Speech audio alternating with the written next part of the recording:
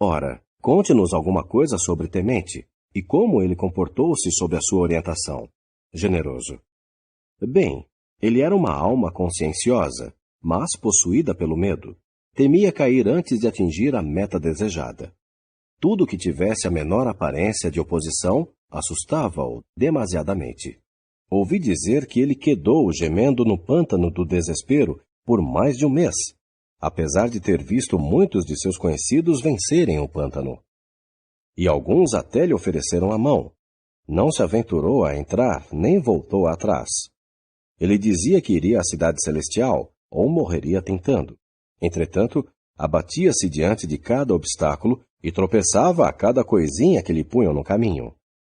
Como ele finalmente atravessou o pântano, não sei dizer, mas numa certa manhã de sol, aventurou-se e, com medo de afundar, logo chegou ao outro lado. Ele mesmo não acreditava que fosse verdade.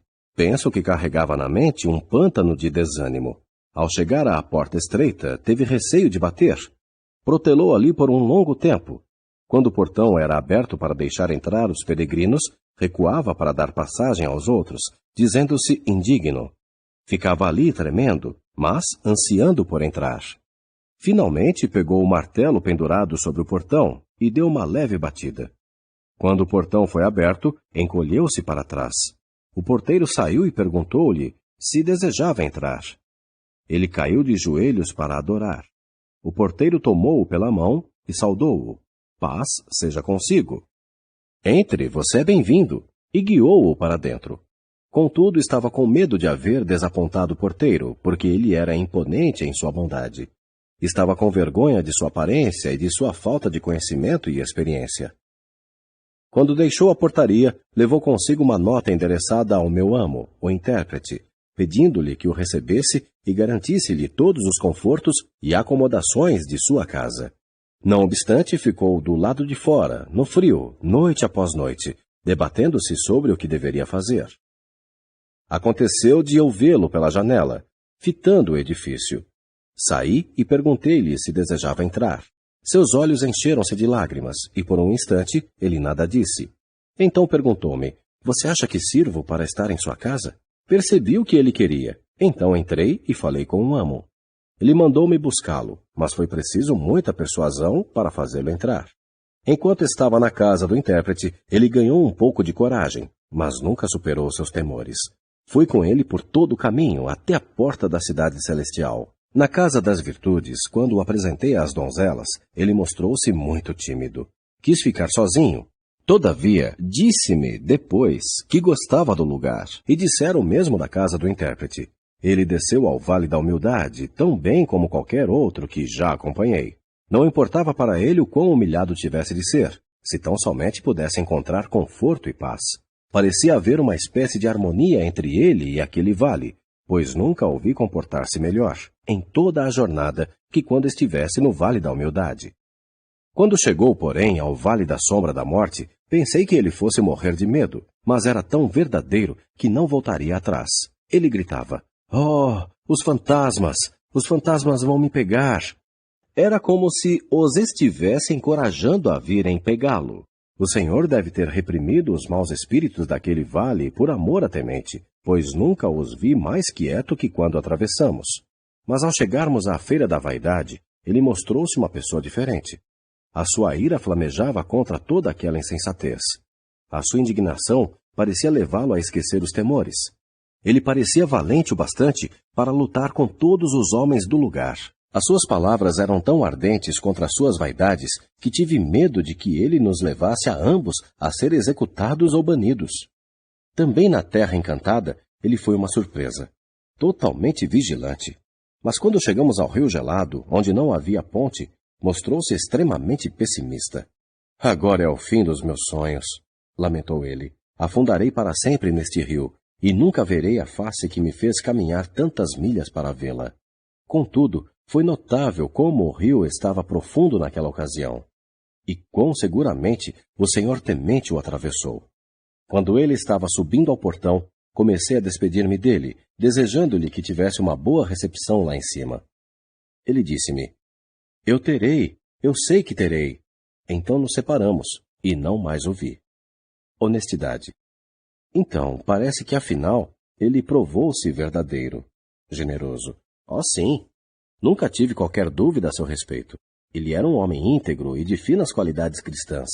Só que era uma espécie de idealista, a quem as realidades da vida mantinham-no de espírito abatido a maior parte do tempo. Era uma carga a si mesmo e um incômodo aos outros. Era mais sensitivo ao pecado que os demais, e também muito cuidadoso em não ofender ou ferir os outros. Para evitar ofender aos outros, negava a si mesmo coisas que eram suas por direito, e considerava aos outros melhores que a si mesmo. Honestidade. Mas por que deveria um homem bom como ele estar sempre no escuro? Generoso. Há duas razões para isso. Uma é que a vontade de Deus é assim. Deus precisa de algumas notas sombrias no teclado da vida. Alguns devem dançar e outros chorar. Esta grande harpa da vida humana estaria incompleta sem as cordas de baixo tom, apesar de o tom baixo, sozinho, não fazer boa música. O senhor temente era alguém que tocava baixo a maior parte do tempo, indiferente ao que os outros sentiam. Entretanto, de minha parte, não me comovo com qualquer confissão que não comece com aflição de espírito. Contudo, a aflição não deve continuar depois que a pessoa usufrui do que professa. Penso estar fora do tom e sem equilíbrio, aquele que emite acordes baixos o tempo todo. E alguns peregrinos ficam em desarmonia com a vontade de Deus e a sinfonia do céu, por habitualmente ceder aos seus temores infundados e aconselhar-se com a sua imaginação melancólica, recusando-se a crer na suficiência da graça de Deus. Assim, tornam-se uma carga a eles mesmos e aos seus associados.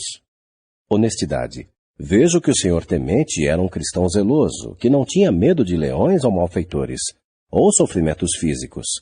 Era o pecado, a culpa, a morte e o tormento que o aterrorizavam. O seu problema eram os inimigos dentro dele, não os de fora. Os malfeitores e a feira da vaidade apenas despertaram a sua justa indignação, em vez de os seus temores, e o fizeram tão valente quanto um leão, enquanto os espíritos na sombra da morte o assustaram. Era realmente a si mesmo que temia. Ele duvidava que a sua aceitação de Cristo o tivesse feito digno de reclamar todas as promessas de Deus. Consequentemente, receava não ser aceito por ele. Indubitavelmente acreditava numa espécie de legalismo religioso, de que devemos obedecer à lei para obter graça suficiente e tornarmos-nos dignos de aceitação. Generoso. Sim, mas a verdade é que devemos ter graça suficiente antes de obedecer à lei de Deus. E esta graça é recebida através da fé na cruz de Cristo, e não por obras de justiça. Pela operação do Espírito Santo, através da nossa fé, somos criados em Cristo Jesus para as boas obras. O serviço de Deus é o alvo e o resultado da graça, não a sua causa. A graça é o remédio para o medo. Se orarmos crendo, receberemos graça suficiente. Cristã. Essa discussão sobre o senhor temente foi muito útil. Achava que não havia outro cristão igual a mim, mas agora vejo que este bom homem tinha um espírito semelhante ao meu. Tenho alguns dos seus temores, com a diferença de que os meus não são sempre expressados. Misericórdia. Devo confessar que algo do espírito do senhor temente também habita em mim. Generoso. Bem, agora espero que todos vocês compreendam como os temores infundados podem ser vencidos. Conversa sobre o senhor cabeçudo. Agora o senhor Honestidade pôs-se a contar-lhes sobre outro personagem que conhecera, um tal de Cabeçudo. Esse homem estava viajando como peregrino, embora ache que ele não tivesse qualquer conhecimento do que é um peregrino. Generoso. Por quê? Ele conversou com você sobre isso? Honestidade. Sim, muito mesmo. Generoso. Que princípios ele defende? Honestidade. Ele acha que a pessoa deve praticar os vícios, bem como as virtudes dos personagens bíblicos. Disse que Davi, um homem segundo o coração de Deus, teve relações com a mulher de outro homem, que Salomão tinha mais de uma esposa, que Abraão tomou Agar, a criada de sua esposa, por mulher, que Jacó veio a possuir os bens de seu pai por meio de fraude, que as israelitas tomaram emprestadas as joias das vizinhas egípcias e as trouxeram consigo quando deixaram o Egito, que Raabe mentiu sobre os espias estarem em sua casa, e que os discípulos, a pedido do mestre, tomaram do dono o jumento. Portanto, ele podia fazer o mesmo. Acreditava poder fazer o que achasse necessário e direito. Generoso. Essa é certamente uma ideia vil e desprezível, e uma conclusão irracional e perigosa. Algumas das coisas que ele mencionou não foram erradas sob as suas circunstâncias. É verdade que os personagens bíblicos pecaram, mas lendo a história inteira, vemos que esses erros foram registrados na palavra como advertência, e não como exemplos a serem seguidos. E se alguém presume que pode praticar esses vícios, sem ser punido, não passa de um tolo. É tão cego pela própria concupiscência que sequer pode ver o significado da palavra quando a lê. Ou, se o vê, fecha os olhos à verdade. Nenhuma pessoa ajuizada pode imaginar que, porque alguns peregrinos, açoitados pelo vento, caíram no lodo e foram restaurados a uma vida pura, ela pode chafurdar na lama e ainda ser limpa perante Deus e os seus companheiros humanos. Não creio que uma pessoa com essa opinião tenha em si o amor de Deus. Honestidade. Cabeçudo dizia que era melhor praticar abertamente o vício de sua vontade que fazê-lo às escondidas, contra o seu melhor julgamento. Generoso.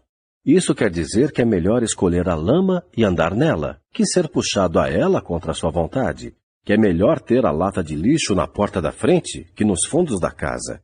Qualquer um pode ver a incongruência desse argumento. Honestidade. Sim, mas há muitos cristãos professos que têm a mentalidade desse homem, embora não a expressem como ele.